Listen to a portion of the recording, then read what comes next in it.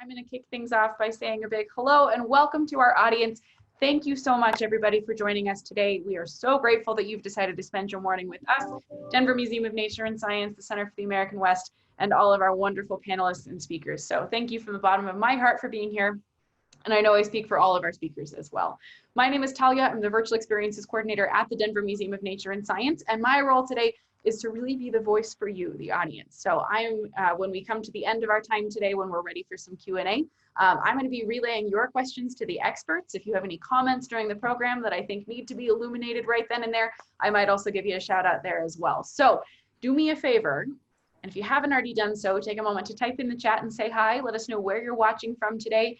Maybe you're at home, maybe you're in the office, maybe you're teleworking. Tell us too, what's your special interest in being part of this program today? What motivated you to sign up? What are you excited to learn about? Knowing that about you is also really great for us. We really want this presentation today or this symposium to really just feel like a conversation that we're all having in a living room, in someone's living room. So you talking to us will just help us get to know you a little bit more. It'll help it feel really communal. And so say hi in the chat. We're really excited to get to know you a little bit.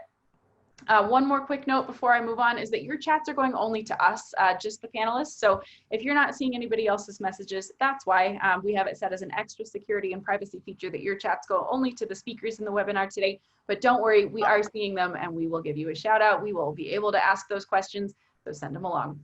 It is my distinct pleasure now to introduce Research Associate from the Denver Museum of Nature and Science, Dr. Bob Reynolds. He's going to talk for just a couple of minutes about the event today, and then he is going to move it along and introduce Dr. Patty Limerick, who I think many of you are familiar with. And she's going to kick things off and move us through our outline today, move us through the presentations, and introduce some of our fabulous speakers. Bob, how you doing? I'm doing great. Thank you, Talia. Good morning to everybody, and we're delighted to have you join us. This was originally going to be a symposium held in the Denver Museum, and we've modified ourselves into the new format. This is a webinar, 4-part series. It's going to be today and Thursday of this week, and then Tuesday and Thursday of next week. So we hope you'll join us for all of these events. I'd like to give a shout out to the organizers. This is put together by the Colorado Scientific Society, and Tom Cassadwall and Jim Paces were part of the team there that helped put this all together. And then our collaboration with the Center of the American West, with Patty, whom you'll meet in a couple minutes. Kurt Gutcher and Shelby Linton were extremely helpful on that side. And then, of course, we're cooperating and collaborating with the Denver Museum of Nature and Science. And Talia, you've met, and Jessa Phillips is behind the scenes, helped us all out. So this comes to you as a team effort. The overall idea of emulsification needs to be explained maybe. We're taking energy issues and water issues and blending them together. This was something that a friend of mine, Ed Dolly, suggested from the Rocky Mountain Association of Geologists, good friend of ours. And the overall objective of the webinar is really to explore issues of water and energy in Colorado in the Mountain West. We're going to start with the first program today from the point of view of providers, where the energy and water is coming from. And then we'll look at the second session will be a point of view of the consumers.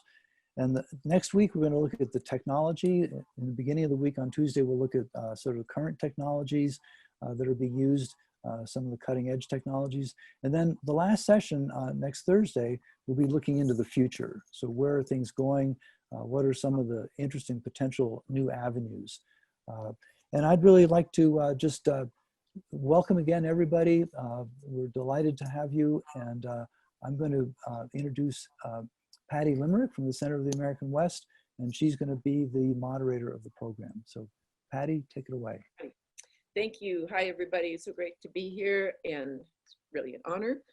It was going to be really fun to have all of us in the same room at a conference. Well, we'll do that, but it'll be sometime in the future, I guess. This is a wonderful alternative, and we really appreciate your adaptability to do this, and great to see the arrivals coming in. I do want to add, I was going to do all those thank yous, but Bob scooped me on that, so I just get to thank particularly Kurt Gutjahr and Honey Aschenbrenner and Lisa Cooper from the Center of the American West for helping out on our side, and then just to ratify everything else he said for thank you. So there are 3 more of these upcoming, as Bob told us, so make sure to tell your friends to register and get in on this. We do have a wonderful lineup for today of participants, but we wouldn't mind having a few more. So everybody is commissioned to ask 3 friends to join, to add to that, so that we just keep multiplying and taking over, I guess. So I had thought that the title, my own nomination for the conference title was this: What Nature Has Brought Together, Let No One Put Asunder, Assembling the Pieces of the Energy Water Puzzle. And at that point, I was going to reach out to Chris Worth of Liberty Jigsaw Puzzles, and I was going to get Liberty Jigsaw Puzzles for all of the people who made the most insightful comments and so on. But alas, we didn't end up with that title. The subtitle, or the slogan, was really good too. Coloradans preoccupied with water and Coloradans preoccupied with energy unite. You have nothing to lose but your sense of being outnumbered by people who don't understand how much their well-being rests on both water and energy. So that was going to be a sort of revolutionary slogan, and there would be people carrying banners and so on, but that also blessedly didn't happen either. So, okay, so now it is an honor to be permitted to be the moderator, and I want everyone to see how seriously I have taken this honor. For the first time in months, I am dressed. Look at this. I have a skirt, I have boots, I have cowboy boots. Cowboy boots, whoop, there, cowboy boots. So that is the first time in 5 months. And if you don't believe that I'm honored by this, well, now you don't, you know, because you've seen the boots. They fit. I mean, you can still wear shoes after you haven't been doing that for a while. So I am also in charge of monitoring the time to allow opportunity for audience questions. And so 1 or 2 minutes before each panelist's time limit, if it doesn't look like we're heading into port to finish that panelist presentation, I have the first time ever this wonderful device. So this is an ominous black cowboy hat. And if I think, uh-oh, not quite getting ready to slow down, so then I will be off the screen, but I will pop back on the screen and I will have this ominous hat, the Stetson. I got it at the Cowboy Poetry gathering years ago, so it's very authoritative. So that will be your signal. Okay, now a couple of things. This, again, energy and water are brought together. They are 2 hubs for everything of importance in the West. They are overlapping and intersecting, but they are often discussed at separate conferences and separate forums. So this is very cool, what Bob Reynolds and his pals wanted to do here. We have journalists involved today and Thursday, because that is really important. We are in the post-specialization era, the dawning of the post-specialization era. We gained a great deal from specialization. That was remarkable how much human understanding came from that, but it got fragmented, it got siloed. So we are coming out of silos and coming out of fragmentation, and it is a wonderful era in human history. Not so wonderful maybe in some other ways, but really wonderful in the post-specialization thing. Journalists are key to that, and so that's why we're really glad we have that involved. Groucho Marx used to have secret words, and if any of the participants said the secret word, a duck would come down and there would be money, I think, involved. No duck, no money, but there are words, which I will just tell you, that I've asked all the panelists in some way or another to return, even just very briefly, to the question of what was normal, what might be normal in the future, whether in fact the word normal is just going into retirement and not so useful. So normal is one of the Groucho Marx secret words, if I might invoke his wonderful heritage. Prepared, what it means to be prepared for a future that is very hard to spell out in clear and definitive terms, and the word resilience, which many of the panelists were going to use anyway. And so how do we take on whatever is coming at us and come through in a resilient way? What I didn't expect in the way of themes was what my horoscope in my paper and print copy of the Denver Post, Bruce, that I had on my lawn this morning. My horoscope there said at the end, I thought, very provocative, I don't quite know what to make of it, that I should select peace, forgiveness, and release as my major themes. Release from what? Release of water from a dam? That doesn't seem exactly, that seems to privilege that infrastructure over others. Release from lockdown and release from staying at home and not having all these cool people who just showed up as attendees in my company. Release from narrow limits of specialization, yes, that we have for sure. And we will just go with peace and forgiveness as somehow part of the program. Nobody has to use those as secret words, but you can have those in your mind. So really promising, really happy to be here. And I introduce each speaker and they speak for a certain amount of time. And then we, by somewhere pretty much around 11 o'clock, we'll be heading into taking your questions. And Talia, our wonderful I don't know what she is. She's in control of us, really. She can shut us up at the drop of a hat with her muting thing. She's really Talia rules, and she will be bringing in questions from you, members of the audience. So our first speaker is my friend Eric Kuhn. He is the former general manager of the Colorado River District, a position he held for more than 20 years. He also served on the Engineering Advisory Committee of the Upper Colorado River Compact Commission, enormously important body, and the Colorado Water Conservation Board, representing the Colorado River Basin. He is also a veteran of the Navy. He has a recent co-authored book, Science Be Damned, Science Be Damned, How Ignoring Inconvenient Science Drained the Colorado River, and that is a must-read book for every civically engaged Westerner. Here is Eric Kuhn speaking on West Slope water use, trends, and issues in the age of climate change. Eric. Well, thank you. Good morning, everyone.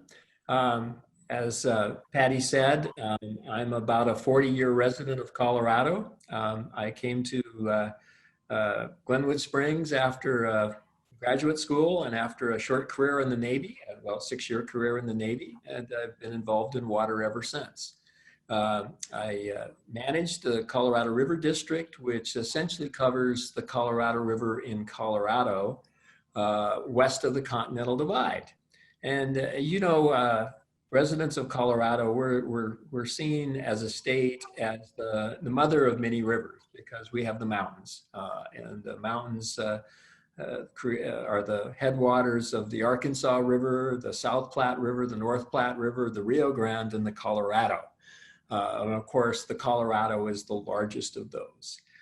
What nature has given us is storms that move in from the Pacific and dump relatively large amounts of snow on Colorado's mountains on the west side, less so on the east side. Now, we also have a situation in Colorado where most of the water is in the Colorado River Basin. Most of the people live on the Colorado Front Range. So you used to be saying 90-10, whether it's 85-15 or whatever, but about 70% of Colorado's water is in the Colorado River Basin, and about 85% of their people are on the Front Range. Now, first, let me talk a little bit about the Colorado River. It's 250,000 square miles. It's got its headwaters up in Grand County or up in Wyoming and the Wind Rivers. It drains to the south and to the west, and ultimately goes into the Gulf of Baja California. Now, that 250,000 square miles is primarily low desert and high desert and mesas and a few mountains. About 90% of the river's flow comes from about 15% of the land, which is that area above 9,000 feet where it rains and snows. And most of that occurs in Colorado. The basin drains or has parts of 7 states and 2 countries, the Mexico and the US.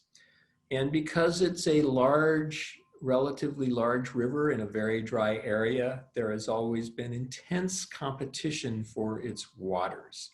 Now, I want to say that even though it is considered one of the nation's major rivers, we often refer to it as the North American Nile, it is a relatively small river in terms of flow. If you look at its flows, it ranks somewhere between the Hudson and the Illinois River in terms of annual flow at the mouth. Now, there's 2 things I want to mention. Energy is important. We're talking about the energy-water connection. We, throughout the basin, use a lot of energy to pump water. We pump water from the Parker area into Phoenix and Tucson, from the Parker area into the coast, into Southern California. We pump it up into Las Vegas. Now, I will say in Colorado, because we have those mountains, we don't do as much pumping. We let gravity work for us because we have that opportunity with our mountains. The other thing that we need to talk about in the Colorado River is climate change. The river's flows are being impacted by climate change. As the temperature of the region increases, even if precipitation stays the same, or even if precipitation goes up, the flow will go down because there's more evaporation, more evapotranspiration, So the river is being impacted.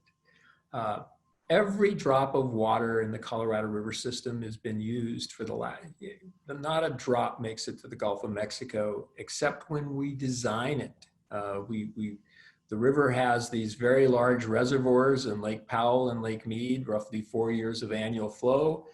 So we have some capacity. Now, what climate change has done is it doesn't give us enough water to fill these reservoirs anymore. When I first started in the early 80s, they were full. And they were full up through the 90s, but as development increased and development of these big projects in the lower basin completed, now these reservoirs are less than half full. So we have a problem. Now the river is governed by what we call a law of the river. It began with a compact back in 1922. A compact is nothing more than a contract among the states that's allowed by the Constitution, and it has to be approved, of course, by Congress. What this compact did is it split water up among among the states, but principally in 1922, it was between two basins, an upper basin and a lower basin. The dividing line is in northern Arizona. And the reason we have a compact is because we in the upper basin, in Colorado in particular, were concerned that rapid development in the lower basin, particularly in Southern California, and with prior appropriation, that they would take all the water. So we had the ability to prevent them from passing legislation in Congress because we had a Senate at the time that was divided, 2 senators per state, just like it is today. So we had some political power, and we used that political power to say, if we're going to support your legislation to build what is now the Hoover Dam, then you're going to have to set aside a little bit of water for our future use. Now, so that's the law of the river. There's the compact, there's also a treaty with Mexico, there's an upper basin compact, and there's, the compacts weren't perfect and the law of the river isn't perfect, so we did a lot of fighting in court. The big one was in the 50s and 60s in what's called Arizona v. California, which sort of apportioned the lower basin. Now, this is a river on which there are many conflicts because every drop is used and because climate change is reducing the supply. So what we know is that in the future, there's going to be less water than there is today. So we're using every drop today, and in the future, there's going to be less. So that means that people that are using water currently are going to have to use less. Now, if we look at the river and say, well, who uses how much water? About 70%, 2/3 of this river is used for irrigation. Another 1/6 or so is used for municipal uses. And another 1/6 goes away to reservoir evaporation on these big, large reservoirs. And the river also not only provides water for in-basin uses, but Albuquerque, Santa Fe, Pueblo, Colorado Springs, Denver, Boulder, Longmont, Greeley, Cheyenne, Salt Lake City, Los Angeles, Pasadena, San Diego, all outside the basin, all use water from the Colorado River. So its impact on the region is great. Now, there are also many environmental problems. We've taken a river that flows for 1,400 miles and we've chopped it up with the construction of dam. And today we have problems in the Grand Canyon. We have native fish that are going away, so the Endangered Species Act is important. The bottom line is there are many, many environmental problems. Now in the future, this law of the river I mentioned apportioned or allocated 17.5 million acre feet of water on paper, but in the future we might have an 11 or 12 million acre foot river. So you'd think, how are we going to reduce our demands? I actually think the future is bright. And why do I think the future is bright? I think it's bright because of conservation. Cities like Los Angeles and Las Vegas and Phoenix are cutting way back on their per capita use. Las Vegas is a great example. 20 years ago, it was using 300,000 acre feet, which is a measure, and serving 1.5 million people. Today, it's serving almost 2.5 million with 1/3 less water. When I started working in early 1981, Denver Water was using about the same amount of water they are today, but they were serving a half as many people. So the future really is bright because of conservation, conservation, conservation, and collaboration. My co-author, John Fleck, says, as a human species, we learn to use the water that nature's given us. But now we need to learn to, and we will adapt through cooperative agreements to use less water, but we also have to accommodate new uses for the environment, and we have a commitment to our native tribes that has gone unfulfilled, and they will require some water. So it's going to be an interesting time on the Colorado River Basin. And with that, that's my sort of overview, and I'm very tuned to the timing. So I'll turn it back to Patty. Boy, these engineers, boy, that was exact. I was just thinking, oh, I'll get to use the hat, and you were done. So boy, engineers, I need to go sit at your feet here. Okay, so thank you so much. And you did not get any, I don't think you got the Groucho Marx words, but you don't have to, because you hit the theme of optimism, which is really what we're hoping for. There's no question we could be doing gloom, but you really didn't let us do that. So we appreciate that very much. And you were off the hook for the Groucho Marx secret words. So, but in the question and answer, maybe you'll come back to that. So our next speaker is, oh, pardon me, I've got the wrong page here, is Lorna Katz, and she is the Climate Science Policy and Adaptation Program Director for Denver Water. Her primary responsibility is to lead climate investigations and implement findings to inform planning, policy, and research. She is a leader in the profession of water management. She's incoming chair of the Water Utility Climate Alliance. She is past president of the American Water Resources Association of Colorado section. And she was the lead practitioner of the organization that has the most excellent name of the 21st century, the total prize-winning organization for best name. The organization is called Decision Making Under Deep Uncertainty Society. What a group. And how do we get our membership forms to join the Decision Making Under Deep Uncertainty Club? So here she is, Lorna Katz, and she is speaking on providing drinking water in Colorado. All right. Well, hello, everyone, and thank you for letting me be part of this conversation. I'm thrilled to be here. Bob asked us to be part of a couch conversation, and I am sitting on my couch right now in my living room. So at least checking off that part of the Groucho Marx checkbox. So I'm going to share with you guys perspective of drinking water in Colorado and tell you a little bit about how we are preparing for the future. So Eric talked about water in the West, and this is a graphic to just kind of articulate and illustrate what he was talking about. So in the Western United States, particularly in the Southwest United States, we're much drier than the rest of the United States is. So we, in Colorado, we are a semi-arid region, so drought really is the name of the game in our area. And our most productive river is the Colorado River Basin. So we're gonna look more at that in a second.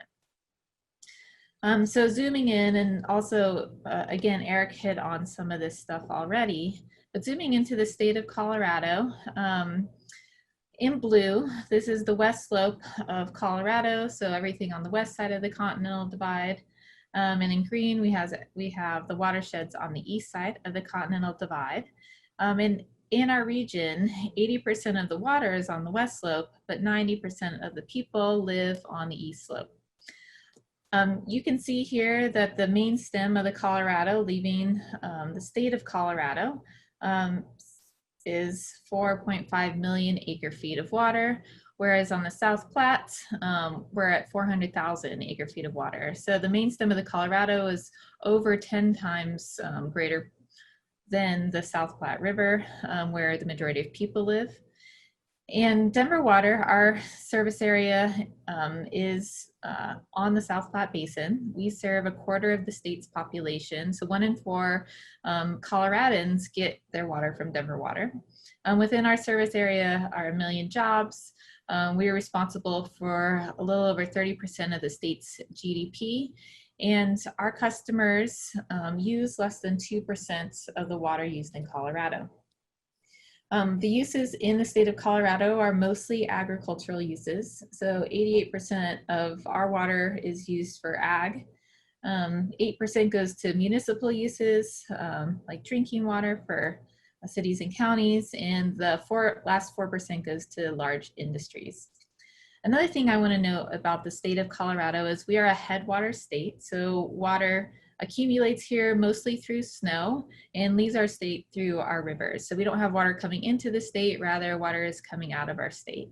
And we have lots of rules and compacts, as Eric talked about, with our boundary states to make sure water is passing those boundaries. So those states that depend on the water, which are 18 other states in Mexico that depend on water that initiates in Colorado, get the water that they need to live and survive and thrive.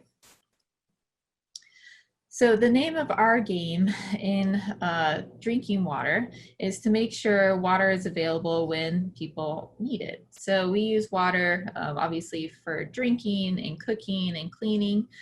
In the summertime, we use water for outdoor purposes to water our gardens, in our fields, golf courses and whatnot.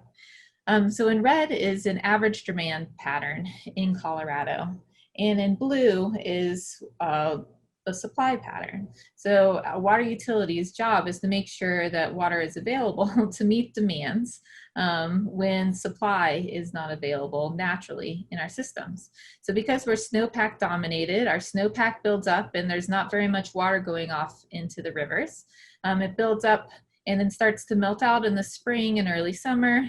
It peaks and then it slowly melts, it completely melts off, and then eventually goes back down to this baseline flow. And you can see that there's these gaps between where people are using water to meet their needs and when water is available. So our objective is to make sure water is available 24/7, 365 days a year, because it is a public health resource and is basically vitality for people and for our state. Not every year looks as pretty as this blue year does. So this is a nice average year where we're getting a lot of snow melt. You get a lot of water coming from snow, and there's sufficient water to be able to meet these additional needs.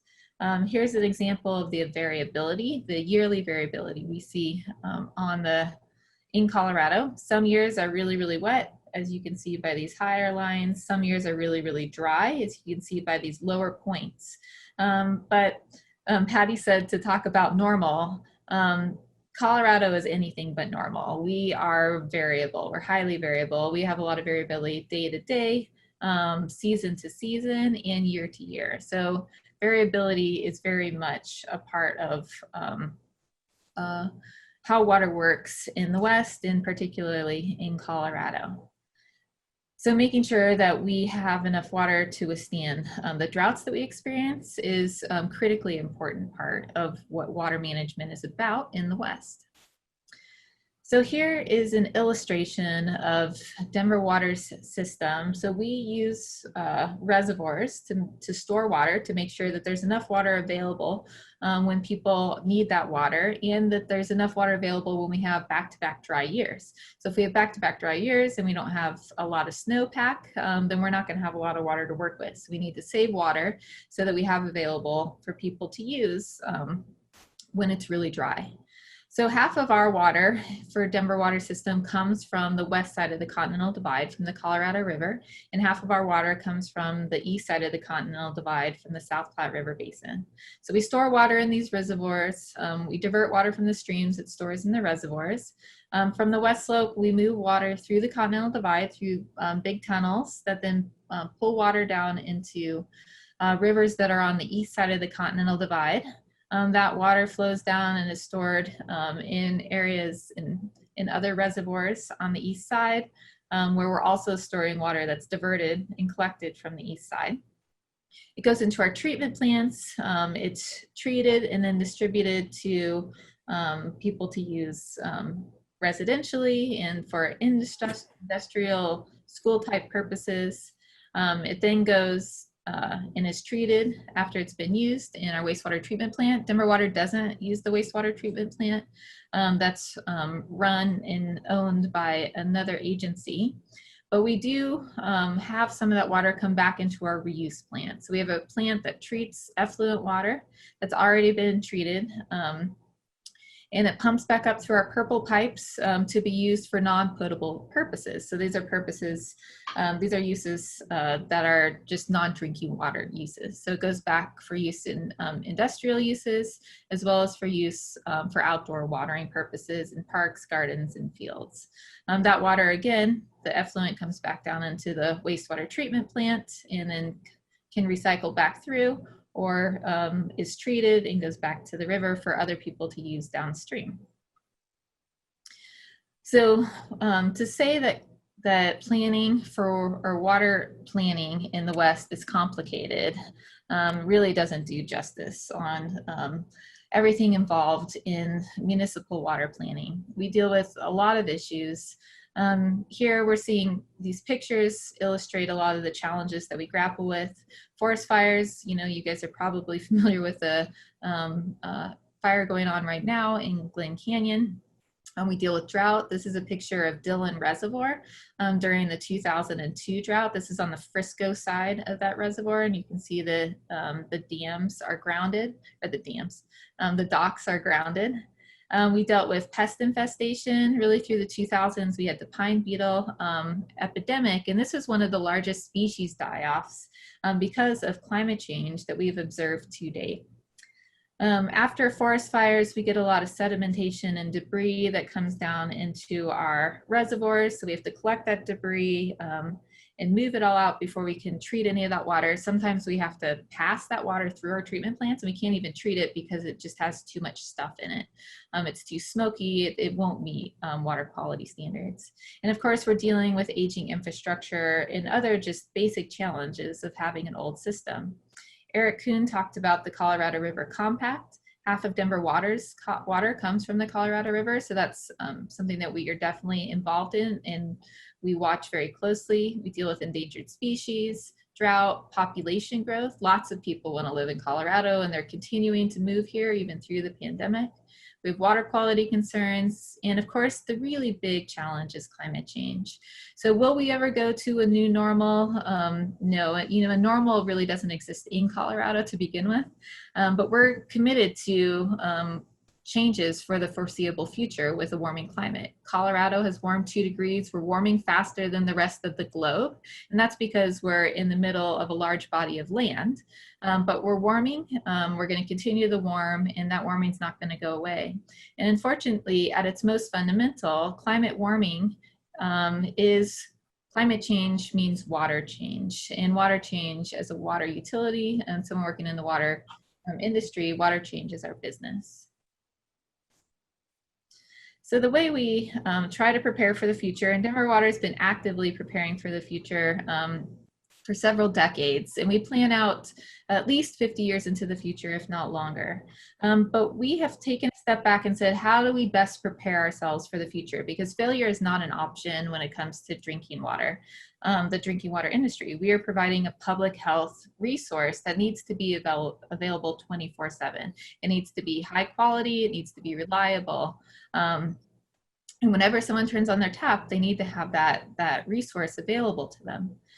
So we know that we're not exactly sure what the future is going to be, but we also know that we need to be prepared for whatever the future will be. So we adopted scenario planning in 2007 or 2008. And scenario planning is a way where we can think about differently about how the future may come to fruition. In our use of scenario planning, we are saying that we recognize climate warming is here and it's going to continue into the future. So we're planning for a future that's going to be warmer or hotter than what we are today. We're also looking at economic changes and how social values might change. And our objective in looking at a lot of different ways the future may come to fruition is that in the near term, we're investing in solutions that work well across all of these different plausible future conditions. So we're setting ourselves up for success no matter what the future will be. Our main objective is to build adaptive capacity in our system. And this really is to ensure that we have a resilient system that's both prepared for what we anticipate we will experience and able to bounce back from events that we are unable to completely prepare for.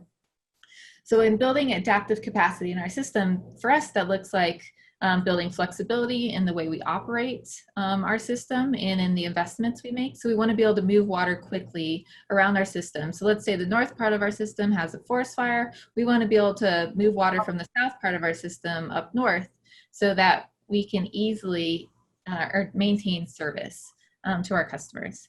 We want a diversified portfolio. And this is the same thing that you would do when you diversify your retirement portfolio. You don't want to put all your eggs in one basket. So we have a series of conservation, water efficiency, reuse, and supply options that we have invested in and will continue to invest in going forward. We want our options to be scalable so that we can upsize or downsize an asset if we need to. We want to preserve options. So if they're really affordable now, we have them available to us, or that they may not be available in the future. We want to preserve them so they're available. And then we are continuously planning all the time, planning for emergency risks, planning for the long term, playing out the what if scenarios so we are prepared for whatever the future may be. So the example I want to share with you guys on building adaptive capacity is our From Forests to Faucets program. And this was an investment between Denver Water and the Forest Service that started in the mid-2000s. And we both invested tens of millions of dollars to reduce fuels, and just create healthier watersheds in different regions and different watersheds in Colorado. So this is what we're looking at. I got you, Patty. What we're looking at here is Buffalo Peak. You can see there's a lot of trees that were impacted by the beetle kill. By 2013, a lot of those trees have been removed and it looks like a very healthy watershed. And that region actually burned in 2018.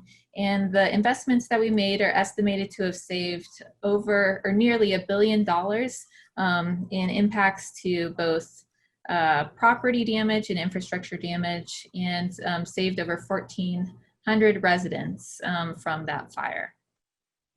So with that, I'm going to turn it over back to Patty, and on to Jeff. I'll leave you with a comic of Calvin Hobbes Calvin saying, look, a trickle of water running through some dirt, and saying, I'd say our afternoon just got booked solid. Thanks, Patty. Thank you. Okay, thank you very much, Lorna, and thank you. And you did get secret words, and sadly, we don't have the Liberty puzzles available for you, but if you want one, I'll try to figure it out. So we are now moving to Jeff Ling, our next speaker. We're moving over to the energy side of our emulsion. Jeff Ling is the Director of Energy and Environmental Policy at Xcel Energy, serving electricity and natural gas customers in 8 states. He's responsible for developing strategy and priorities that will continue the company's leadership in the clean energy transition while keeping customer bills low. Xcel is really an interesting operation to watch, as is Denver Water, because they are not the same organizations they were when I moved here in 1984. There has been some significant change. So we've heard about that with Denver Water. Now we'll hear about that with Xcel. Jeff, before going to Xcel, worked a lot with Governor Ritter, worked in Governor Ritter's office when he was governor, and then also at Colorado State University when Governor Ritter took up the issues of energy in a very innovative and exciting way. So here is Jeff Ling, past board chair of the American Solar Energy Society, among other achievements, and he is speaking on building a carbon-free future. Thank you, Patty, and thank you, Bob. I appreciate the introduction. I really appreciate the opportunity to join the conversation and to give the energy sector, the electric grid perspective on what we're doing to be prepared to build a resilient future. And I'll try to tie it into the water conversation that Eric and Lorna have begun. First, just a little bit about our company. I think this is a Colorado specific conversation, but I want to give you the perspective of Xcel Energy at the corporate level. We are a dual fuel utility. That means we serve both natural gas and electric service. 3.7 million electric customers, 2.1 million natural gas customers across 8 states, from the upper Midwest down to the Texas Panhandle. We've been a leader in wind energy for some time, and we're implementing a strategy called Steel for Fuel that allows us to take advantage of the tremendous wind resource that it exists in the upper Midwest, in the Eastern Plains, and across the Texas Panhandle, and avail those low-cost resources for our customers. So we'll soon have about 10,000 megawatts of wind energy on the Xcel Energy system. We've been a leader in energy efficiency. We've had robust efficiency programs for the last 2 decades. I'm really going to focus my comments on carbon dioxide emissions reductions, which is the planning objective toward long-term resiliency against climate change that we are thinking about across our system. So in terms of carbon dioxide emissions reductions, as of the end of last year, we had reduced 44% from a 2005 baseline. And if you think about 44% reduction, it's really a significant number in comparison to, say, the Paris Climate Accord, which would have required a 26 to 28% nationally determined contributions by 2025. It's significant if you think about the previous EPA's Clean Power Plan, which would have required a 32% reduction by 2030. So we've exceeded those reductions already to date across the Xcel Energy system in those 8 states I talked about. The industry as a whole, the entire electric industry, is on track to reduce more than 50% by 2030. So a significant amount of carbon dioxide emissions reduced. Patty talked about how much change has happened in the last few decades, and I think the progress to date has been really tremendous. In December of 2018, our chairman and CEO, Ben Folk, announced a new commitment that by 2030, we reduced CO2 emissions 80% from a 2005 baseline, and we would commit to delivering carbon-free electricity, 100% carbon-free electricity by 2050. We think this is a really bold goal. We think it's the right goal, and we're hard at work implementing it, and I want to talk to you about that. Eric talked about the impacts of climate change, and I'm glad that he did, and it's a big part of what we think about in terms of being prepared for the future.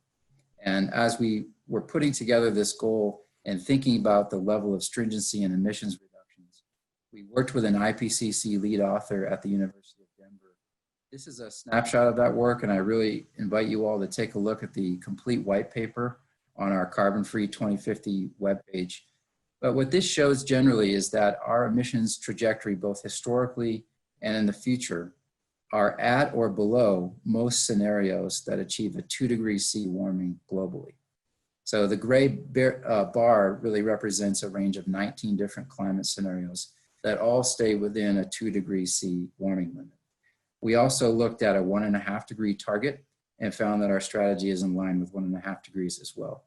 I think this is a new contribution to the field of looking at individual corporations and how their targets are consistent with the science. And I really invite you to take a look at that white paper in greater detail. Of course, we can't get to zero emissions without first getting to 60% and 80% emissions reductions. And I'll just point out that we do have a Colorado energy plan that was approved by the Public Utilities Commission in August of 2018. That will achieve a 60% reduction.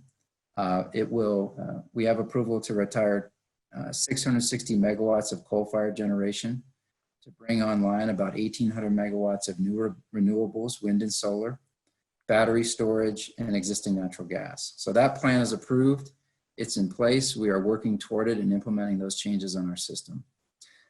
We are also building a new plan, a clean energy plan, that as per legislation that was passed in 2019, we need to bring forward a plan that achieves an 80% reduction across all sales, retail and wholesale sales, by 2030. And that plan will be filed with the Public Utilities Commission in the spring of 2021. And it will be really a pathway with existing technology. You think about sort of more implementation of the things that we have gotten us to this level of reduction thus far. Increased amount of renewables, getting to higher percentages of 50% beyond of renewable energy, changing the way we operate some of our coal units and even possible coal unit retirements. A role for natural gas and storage in firming those intermittent resources, and I'll talk more about that. Expansion of energy efficiency programs, as well as thinking about how does energy efficiency evolve to include things like beneficial electrification.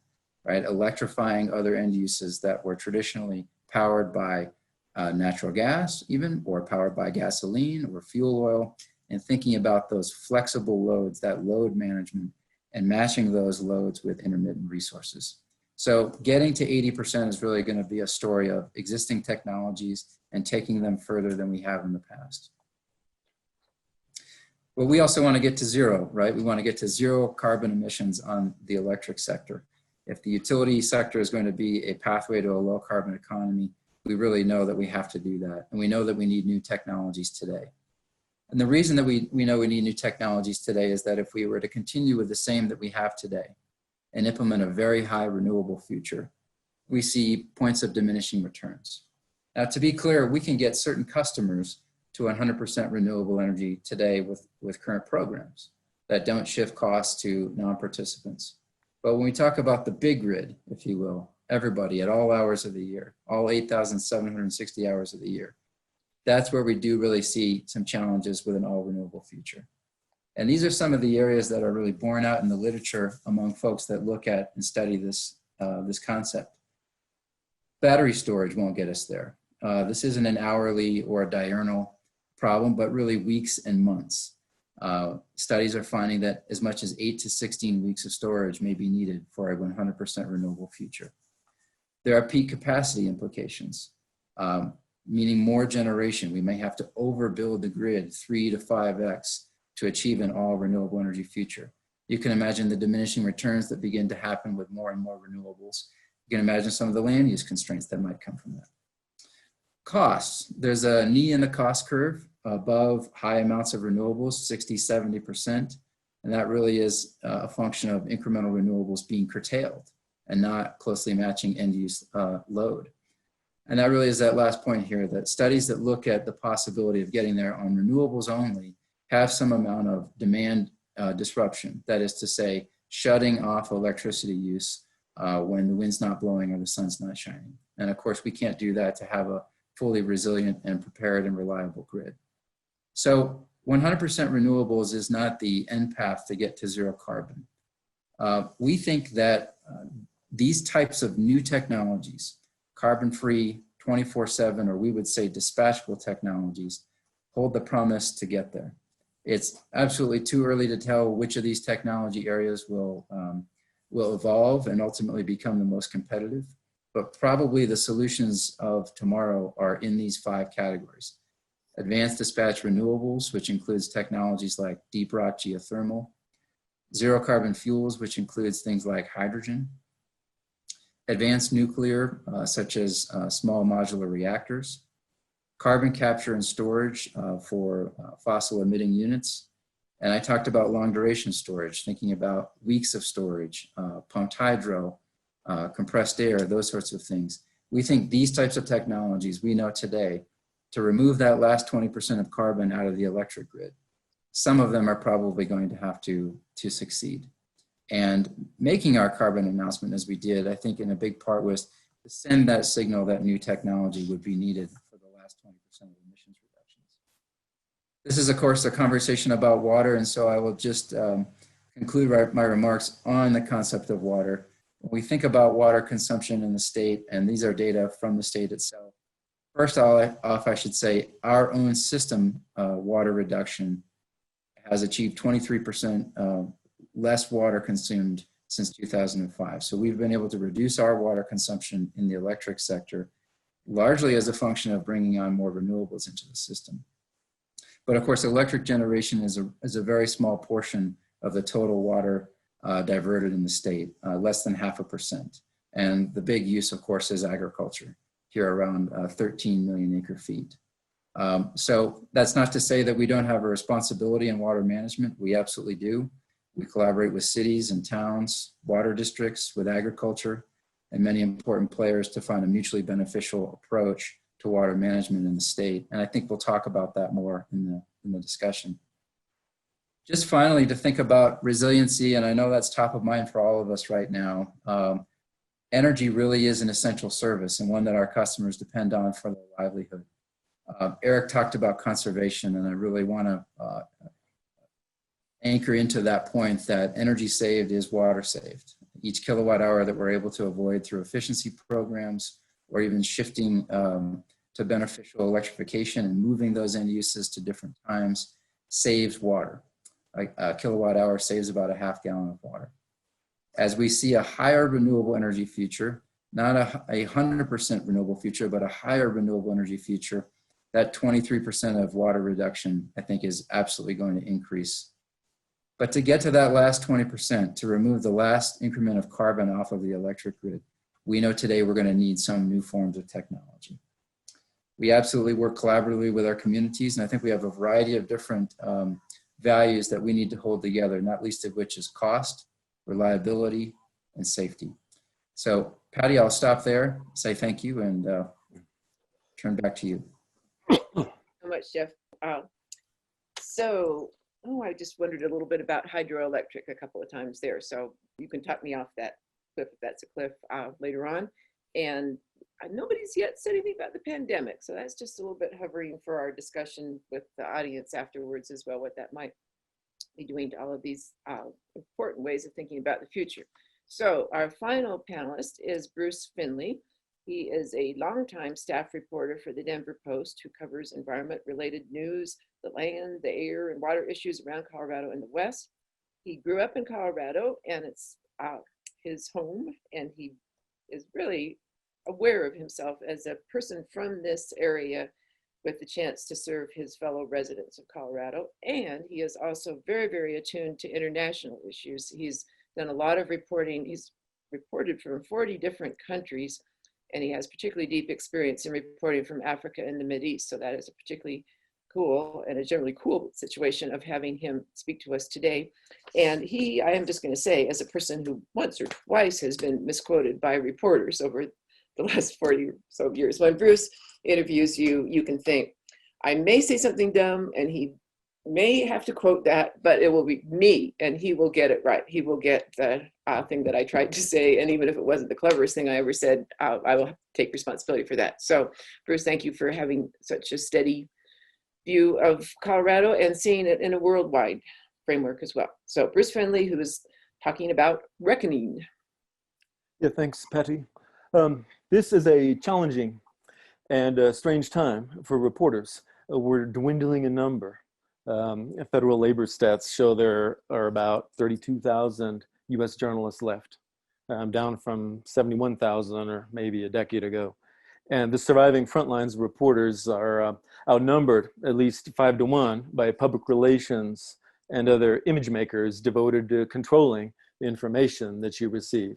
And reporters also face attacks and restrictions on access that hinder our ability to carry out our mission of finding, verifying, and delivering information to the people we serve. And yet reporters still are asked to speak at public forums and otherwise weigh in on complicated topics far loftier than our pay grade. In my case here today, in the company of very expert so-called resource provider authorities. I'm pleased to participate, will try my best, and I look forward to helping out however I can for this water and energy symposium. Water and energy are essential for life in the semi-arid West. So this is a topic reporters want to investigate carefully. Do you just want to know what the power and water authorities want you to know about the instrumentalities of ensuring supply? Or do you want to avail yourself of the eyes and ears that journalism traditionally, normally has offered in the United States? My efforts as a reporter to investigate water and energy have led to and helped bring out aspects that the government and utilities sometimes at the time haven't wanted to emphasize or even reveal. What are the impacts on nature of increasing supplies to sustain future growth? Where are authorities looking to divert and store more water in new reservoirs? Will free-flowing streams and rivers survive? What all do Denver's authorities know about the lead that for decades has leached into drinking water from residents' old service lines? How widespread are the so-called emerging contaminants, such as the unregulated forever chemicals? Where do underground fossil fuel pipelines carry hydrocarbons near people? Which pipelines are still, after that fatal Firestone house explosion, largely unregulated and perhaps even unmapped. Who is polluting our air, and what pollutants, how much hydrogen cyanide is released, how harmful, especially for low-income residents, the elderly and children. What is Colorado's plan that lawmakers ordered for containing climate warming? I've been thinking for years, since my assignments in Pakistan and Iraq, and especially during this pandemic, that when the stakes get high, people need the best intelligence they can get. Being able to know things beyond your immediate direct individual experience helps you prepare and build resilience.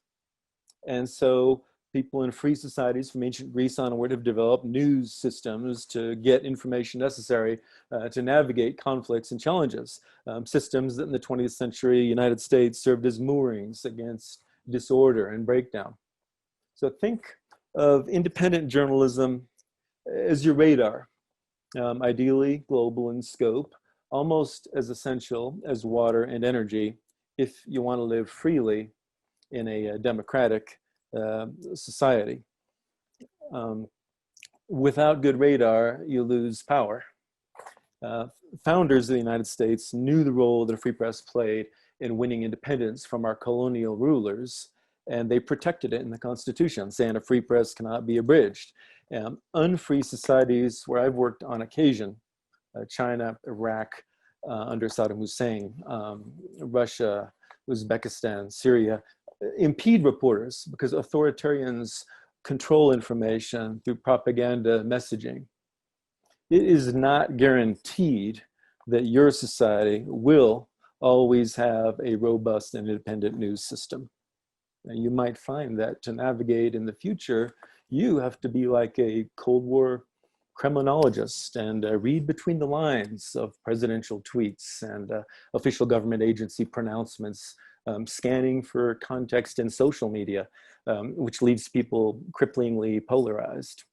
When it comes to the water and energy challenges we face, you'd receive mostly messaging from what are called resource providers, semantics and timing crafted as part of messaging strategies, often with the purpose of encouraging desired attitudes and actions. That's how things work in China in commercial marketing, and increasingly in our own informational selfie-oriented society. We could talk more about this later. First, on how we get water and energy. Nature is actually the resource provider, and it is finite, correct? So we, through our utilities, tap nature to extract and deliver the resources that nature provides, especially since industrialization around the 1870s. Westerners increasingly have seen and recast nature and enframed nature as natural resources to be used. Taxpayers finance a Colorado Department of Natural Resources, and legal architecture is oriented around extraction, prioritizing human demands. And this approach of harnessing and using nature, cutting trees from forests to build tunnels, barns, main streets, blasting out coal for heat and electricity, diverting streams to get water, and discharging waste into rivers became the basis of our existence, and an approach that led to displacement of native people and other species. And it defines how we deal with the long-term population growth and development boom in the Rocky Mountain West. Yes, in Colorado, from headwaters of major rivers to the rocks that contain coal and uranium used for nuclear power and weapons and oil and gas, and nature has been a bountiful provider. The point of clarification is simply that utilities' role, as I think you've heard from my co-panelists, isn't actually as the provider of resources, but as extractor and conveyor, and with the goal of ensuring availability continuously and without interruptions so that you don't call customer service. But in seeking water and energy, we are up against natural limits and rising uncertainty, as you've heard. You can deduce from the caliber of my co-panelists that utilities, as currently conceived, are having to perform at the top of their game in ceaselessly maximizing efficiency in the face of limits. U1, the population growth and development, adding around 80,000 new residents a year in Colorado, complicates the work of any utility because it has to deliver enough for more people, often in new places along the high, dry plains. Two, impacts of the climate change, as you heard, that we are locked into from burning so much fossil fuel in the past, such as rising temperatures, earlier melting of the winter mountain snowpack, earlier extreme storms, wildfires, inject variability and unpredictability into the efforts to ensure enough energy and water. We've essentially changed what nature provides, and we don't fully know what will happen.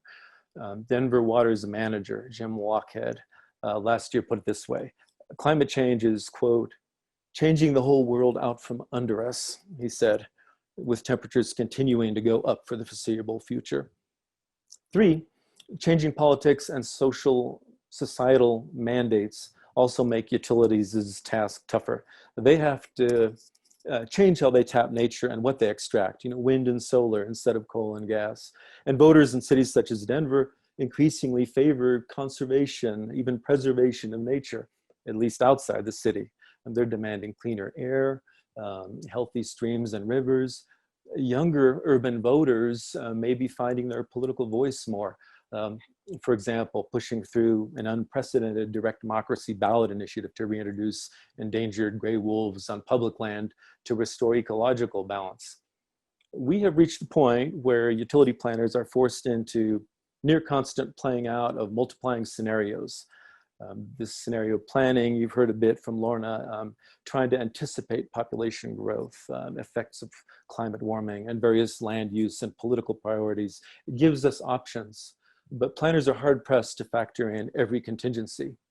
And what if urban densification along the Front Range spurs faster urbanization in Western Colorado?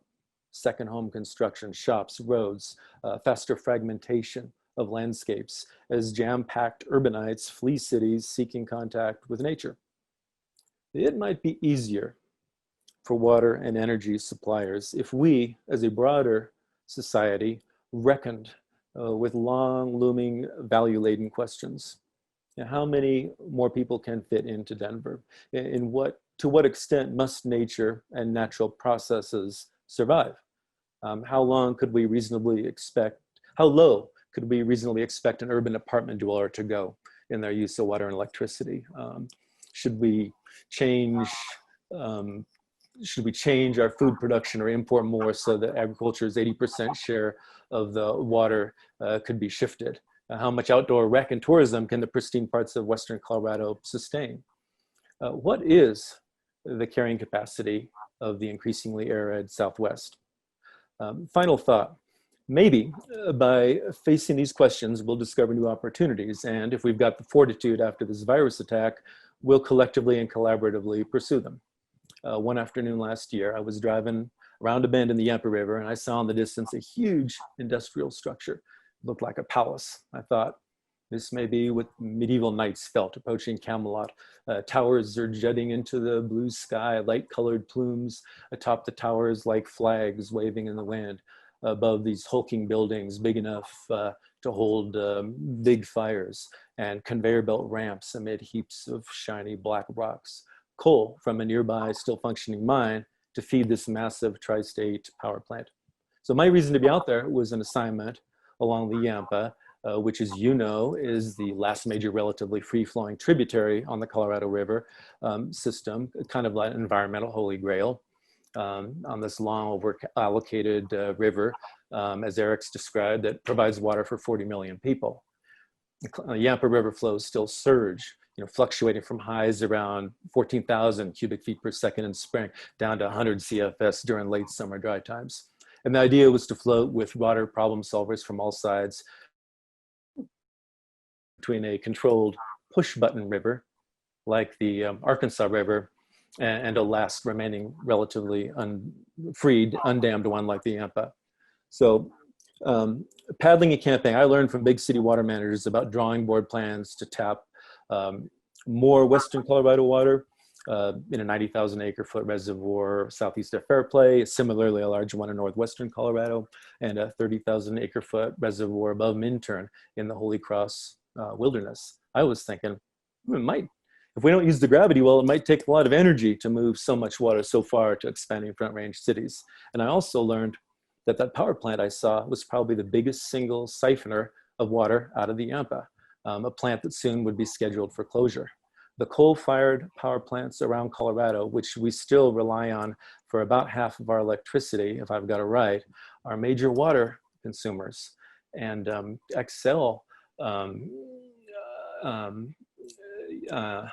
I believe, is one of the largest single entities holding water rights. And collectively, the coal-fired power plants extract tens of thousands of acre feet from rivers each year. And that's the equivalent of what a good-sized reservoir stores.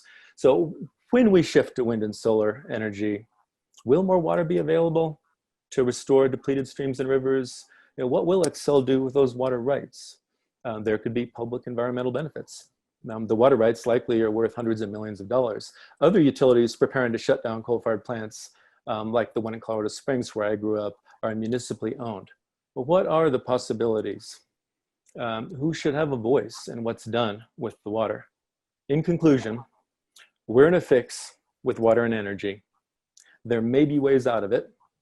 You will need good intelligence to explore these fully and perhaps have a say. And public forums like this one are a good first step in bringing people together toward finding a smarter path. Thank you, Bruce. So we are now at our stage of transition where Talia comes in, but Talia, I'm going to say that as a ancient person who has done a lot of moderating, I am hoping we can build in some time for the other panelists to respond a little bit to Bruce. Because in our planning session, I did say that we needn't be peas in a pod of agreement. And apparently Bruce took that to heart when I said that would be good. But I also knew that we were perfectly capable of civil exchange and disagreement. So I just wanted to make sure that we give a chance in our next few minutes here for any of the panelists who would like to respond to Bruce, having certainly taken me at my word that this is a group that could provide a model for the American citizenry that doesn't have many of these models of civil disagreement. So, so Bruce opened a few doors for that if we want to do that. And so, but you're in charge now and I shall pass off to you. Yes, I think we can absolutely make that happen. And I'm going to cancel the spotlight video on Bruce. I'm so sorry I have forgotten to do that. So now everybody should be able to see all of us together. Yes, we can absolutely have time for each of our panelists to respond. I want to make sure that we are still leaving plenty of time for questions. So panelists, if you have a response, if there's anything you'd like to share, let's keep it to about a minute or less, please. Anybody interested in starting off? Or are we perhaps ready to just dive into questions? I'll just say, I think they might want to percolate a few more minutes on that because I myself, I'll just jump in and speak for them. That'll be really fun. So having watched both Xcel and Denver Water, I think they really have moved in a number of the directions that Bruce wants to see them move. Have they completed the journey? I'll not go there necessarily, but I think they're paid by those organizations. They work for those organizations, and those organizations are really transformed from what they were. So I can see that they might want to have a tiny bit more time to think about how they might respond to that. They are messenger. They're messengers and messengers, and so how do they want to speak to that? So it's so fun when I try to speak for other people. I just do such a flawed job of it, but maybe come back to them after some audience questions. Sounds good. All right. Well, with that, we will then move into taking some questions from the audience. And just a quick note to everybody, there are a lot of us on this call today. So if we are not able to get to your question, I do apologize. We're going to try and pull as many as we can, as many as we have time for. We may not get to every single one today, but again, we do have 3 more sessions coming up after today. So continue to tune in and perhaps we'll be able to answer your questions then, or your questions will even build into new ones. One of the questions that I saw come in from a lot of different people early on in the presentation, I think after Eric wrapped up, was a question about lawn water use. So the use of water to keep lawns green and how xeriscaping might have a potential impact on water use. And Larna, is that maybe a question for you? Do you have, or Eric, would maybe you be the right person to speak to how could things like xeriscaping, or how do things like water use for things like lawns and gardens impact water use in Colorado? Well, let me just say, I'll let Lorna take this, but as a general rule, about half of the water that municipalities divert goes to outside uses. In some cities it's more, and in some cities it's less. And I think the key to Las Vegas, the conservation successes in places like Phoenix and Las Vegas and in Southern California, has been a recognition that indoor uses are not that great. We use a lot of water in our washing machines and taking showers, but what happens to that water is it goes right back into the system and it can be reused. Whereas if you use it for a lawn, it evapotranspirates into the air. So the key to their success has been a restriction of lawn watering. I like to say the future of the Colorado River is all about grass. About grass for parks, grass for lawns, and grass for cows. And if we can manage grass, we can live with the water supply we've got. But I will also say that this concept of reducing our footprint on lawns is one that has been very, very slow to surface on the Front Range. I think that if you look at the progress made elsewhere in the world, the Front Range hasn't even dared go toward restricting lawn sizes or paying people to take out their turf. I'd be interested in Bruce and Lorna's thoughts on that, because I think that is really the key to surviving in the future, is going to be reducing our footprint for the various grasses we grow with 70% of the Colorado River water. Yeah, so this is just a critically important conversation, and one of the most important tools in our toolbox, right? So conservation and water efficiency are things that are just going to continue to grow and evolve across the Front Range for Denver Water, but through all of the water utilities on the East Slope and on the West Slope. It has to be a statewide conversation, and we have to make statewide investments. So Eric, you're totally dead on with the grass, but I think of it as even broader vegetation. So just a quick sidebar, 80% of the water that falls in our state goes back up into the atmosphere through evaporation and evapotranspiration. So as the climate changes, vegetation is going to change as well. So how much water is left in the rivers is a big unknown, and we're incredibly vulnerable to how vegetation is going to be changing over time. But back to the water use side, Denver Water is in the middle of a 5-year efficiency plan, and this has specific targets for individual customers, and we're in the process of developing that plan and helping our customers meet those targets. And we continue to be very, efficient in our land use practices. So it's getting hotter, it's getting drier, and our landscapes, particularly trees, are essential for a vibrant, livable community. We need to think about not only water use, but urban heat island. And water goes a long way for making it comfortable and livable in a semi-arid region. So we want to have trees going forward. We want to make sure that that's available for our community. As trees are put in place to provide sun protection as well as cooling, who's responsible for maintaining and keeping those trees and making sure they thrive and survive in these changing conditions, all of that is still part of a broader conversation. So, I think we are progressive in our efficiency standards and in the actions that we're taking. But then, of course, there's a lot more that we all are going to be striving, and we all, water utilities, are going to be striving to do going forward. I would just add that as a reporter that's tried to scrutinize a little bit the efforts to conserve water on the Front Range, it's clear that the conservation has made huge gains.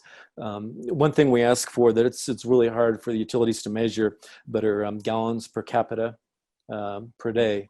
And in Denver Water, you can get that on your bill. So it's quite effective awareness building. And I think we're down to about 80 gallons per day on average, among the lowest in U.S. cities. You think of an Albuquerque, maybe they're a little lower. Colorado Springs, I believe, is also fitting in lots more people through conservation, and they're using maybe the water they used in the mid 80s because the efficiency's increased. And as reporters, it's really not that we want these changes. It's not our role to want or not want. It's the reporter role is simply as applying an objective method to scrutinize what's going on and then reflect that in reports. But no doubt there could be bigger gains, I guess, if we change the type of land use and the type of landscaping.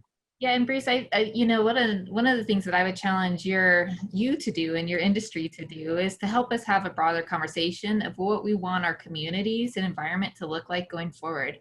With climate change, we are committed to changing conditions. What do we want to prioritize to try to save and to help thrive going forward? And I'm talking a broader, a philosophical conversation of what do we want our environments to look like? Where do we want to be putting our time and money? What objectives do we want to be meeting as a community? And how do we get a sense of what people's needs and desires are and align that with really what's realistic and possible in these changing conditions and changing with the changing climate? So I look towards you to help us have that broader conversation throughout the community. It's an interesting time. I mean, the city of Denver has been closing off streets during the pandemic because so small a portion of Denver relative to other big cities is parks. And so just to let people be able to be outside and have some distance, they had to take asphalt streets and make those be the compensatory open space that we suddenly discovered we did need. I don't know, can you find enough water to irrigate those? If we were to create green belts? This is a discussion. Then we won't be heading Eric's way all the time. This is a great discussion. I'm going to say let's leave that as a rhetorical question for the moment and perhaps put a pin in that because we do have some more questions coming in that I want to make sure we get to.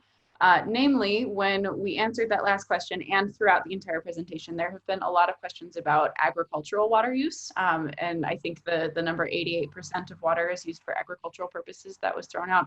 And I saw a lot of comments come in the chat just now about, so what sort of pressure is being put on the agricultural industry or the agricultural sector to make their water use more efficient or to reduce their water use? Is that even possible? So what can any of you tell us about water use in the agricultural industry and its impact on water in Colorado?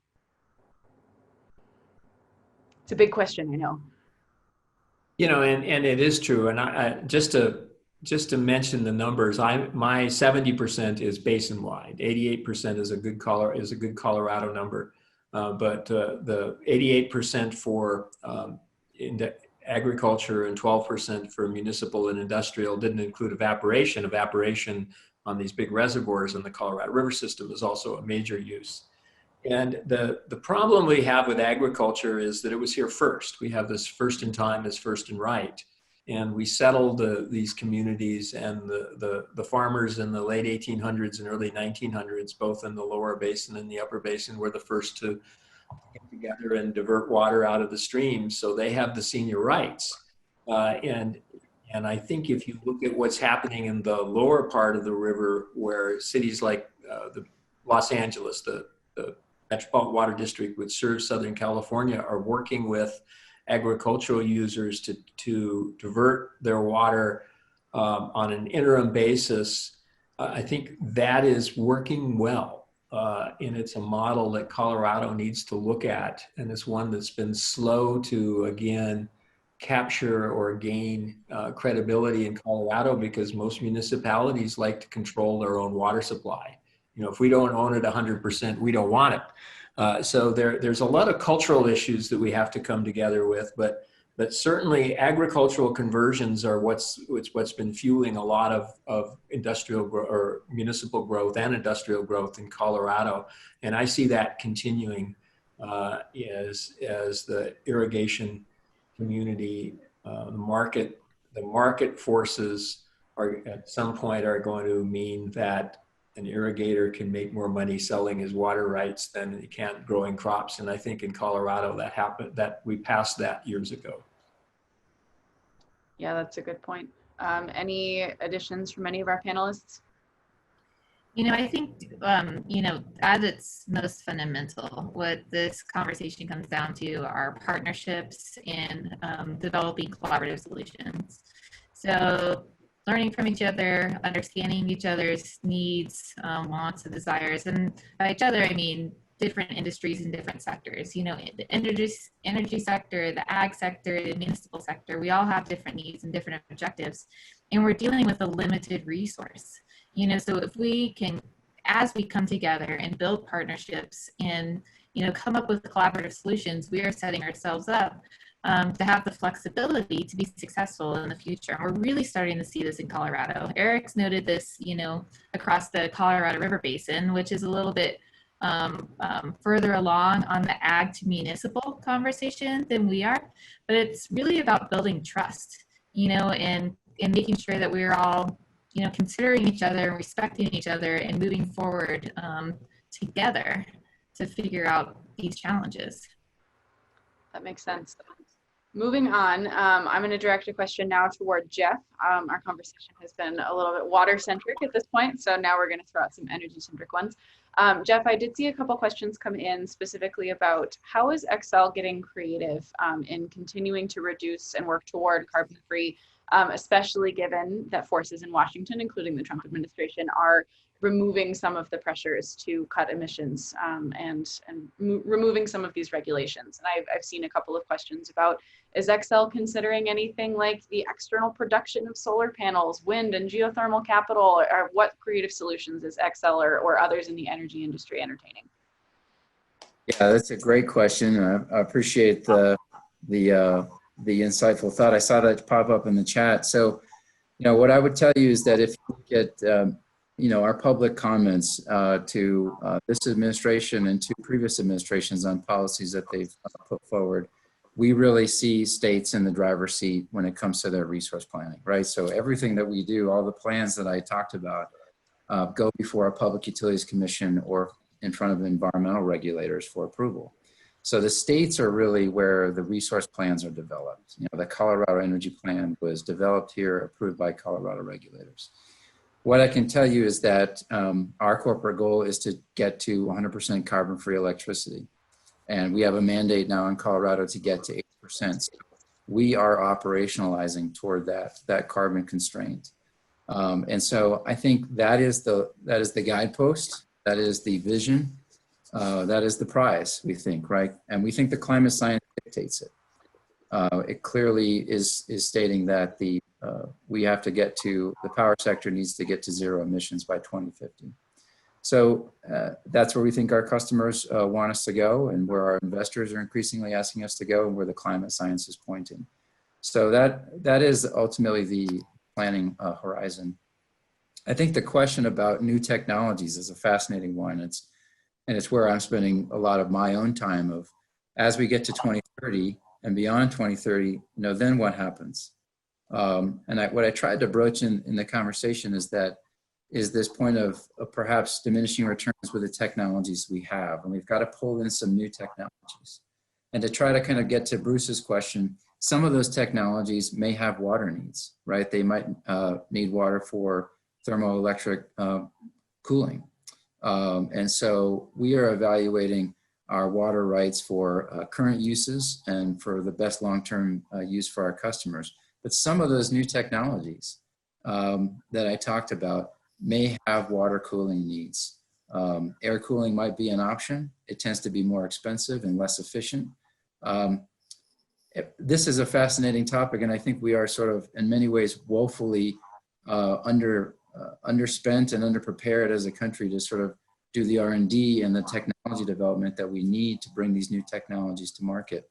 Xcel Energy is really just one player in the utility sector. And so as more and more utilities and electric companies make low and zero carbon, net zero carbon commitments, I think that's bringing to the fore this need for new technologies to address the last 10, 20, 30%, whatever it happens to be for that utility, to ultimately get to a zero carbon future. And I think it's important to point out what we can achieve across the economy as that begins to happen, right? So transportation is the obvious example. We can, a traditional internal combustion engine a vehicle emits about 5 tons per year with normal driving. On our system today in Colorado, an electric vehicle would emit a little bit less than 2 million tons. So in that simple example, you see how a low carbon electricity sector can bring environmental benefits across the economy. But I think it's a great question. This technology innovation is, we sort of need to bring it into the important and urgent quadrant, right? And really try to accelerate that conversation. Thank you for that answer. We are coming in on just a few minutes left, and so I want to circle back around, and you may have just done that a little bit, Jeff, but do we have any responses to what Bruce shared just a few minutes ago from our panelists? I would like to have the utility people take that on, but I wouldn't mind a bit if Bruce wanted to hit just really quickly a little bit harder, where are they going in the right direction, and maybe incentivize by complimenting them and patting them a little on the back, and just saying maybe more of that. Although I would withdraw that question if Jeff and Lorna and Eric want to talk more from the supplier's point of view. Okay. Really not for me as a reporter to say, right direction. Just a matter of, trying to observe what direction and perhaps see the possibilities. I hadn't thought about what Jeff said about some of the newer technologies needing a lot of water. But I think I saw one statistic, maybe you could correct me, Jeff, that Excel alone might hold 64,000, rights to maybe 64,000 acre feet of water. And are these new technologies of the sort that there likely isn't going to be any public environmental dividend? Are there any conversations going on within the company? I know it's based in Minnesota and they got a lot of water up there, but it's also a company that, as you've outlined, really is committed to our environmental basis of our continued society. And I'm wondering, what are the possibilities if you know them? So Bruce, is a great question. And by the way, I'm glad that Patty didn't make me follow you and your poetry as a trained ecologist. I appreciate it. And so what I would say too, in addition to this conversation, is that the role that we play in working with our communities, I see the Big Thompson project, right? The water swap is in the comments. I think that's an important part of this too, right? So how are we a collaborator in this long-term future? And our water rights have a role in that. I wish I could give you more specific answers. Many of these technologies are still very much in the R&D phase. Some of them are still lab bench. Some of them have been tested and deployed.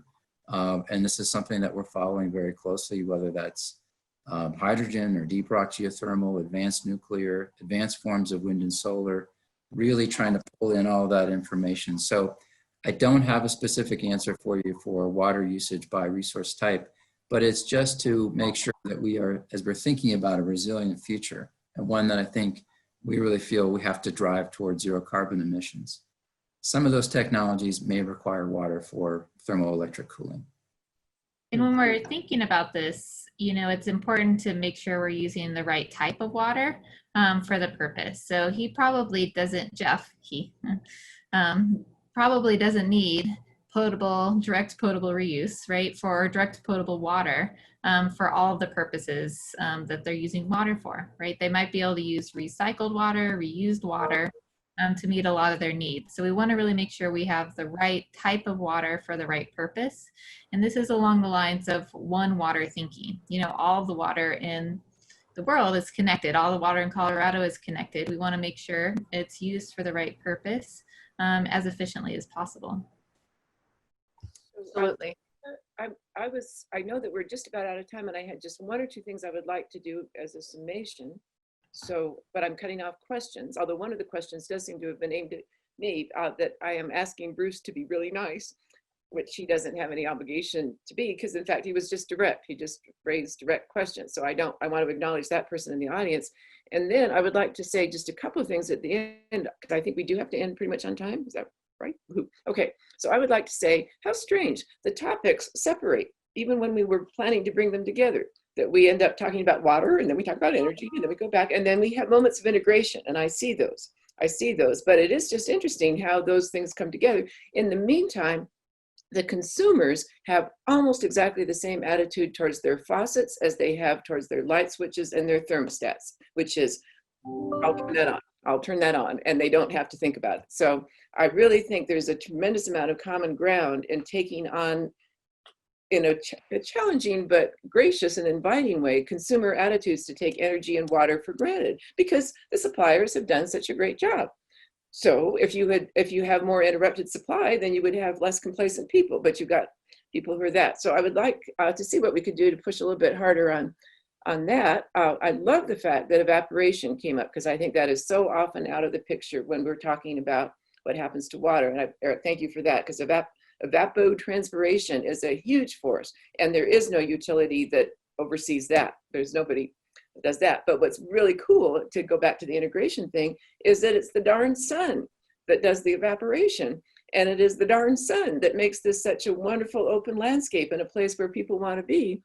And it is the darn sun that gives us solar opportunities with landscape disruption attached to that. So it just occurred to me in the midst of things that we are really in a deep relationship here with Mr. Sun. And that is uniting this whole topic in ways that are, well, again, who controls that entity and that force? And yet everything we're talking about is very responsive to that. So, okay, so those are the things I wanted to say in quick conclusion, that it is interesting to see how water does what, in human conversations, what it often does to houses and structures and different built environments. Water penetrates. Water just comes in and works its way in, and suddenly we're just in a water saturated environment. That's why it's called saturated. And energy has a harder time, I think, because it has so many different meanings. And it is something that there's a great many of us who depend on electricity and digital things and electronic things who couldn't explain that to save our lives. We could not say, what is that thing that we are relying on? We can do a little bit better with water. We sort of know what water is in a way that those units of electrical power, as they pulse around at different, that's much harder for us to think of. So there's an interesting way in which where we are in human beings' capacity to think, oh, water, we know what that is, and not so good on the, oh, energy, we know what that is, because there's so many more meanings to that. So those are my it's a start at a summation, and it's only 11:32, so could go further. But should I don't know if I'm to hand it back to you or if I can thank the panelists, or what should I do? You are welcome to, if you have some closing remarks you'd like to make, you're welcome to go ahead and do that. I just did that. Well, there you go. Well, then I will go ahead and thank the panelists for their time and for their diverse perspectives. Thank you all for being here. Thank you for being willing to ask hard questions, give hard answers, and take hard questions too. That's what these discussions are all about. And if I may say so myself, I think that's what makes me optimistic about the future of science and about the future of our planet, is opportunities for people with not necessarily disagreeing perspectives, but different worlds that we live in, to come together and talk about these topics. So thank you all of you for bringing your expertise together today. Thank you to all of our attendees for asking questions. Thank you for your attendance today. We really appreciate it. And please do tune in. Our next event in this series is this coming Thursday. That is again from 10 o'clock Mountain Time to 11:30 Mountain Time. And then again, next Tuesday and next Thursday. So this is a 4-part series. You've just seen part 1. Please continue to tune in. If you've registered once, that same link will work for all of the events. So keep tuning in. We really appreciate you being here. Thank you all so much, and we'll see you next time. Bye, everybody. Bye. It's a pleasure. Thank you. Thank you.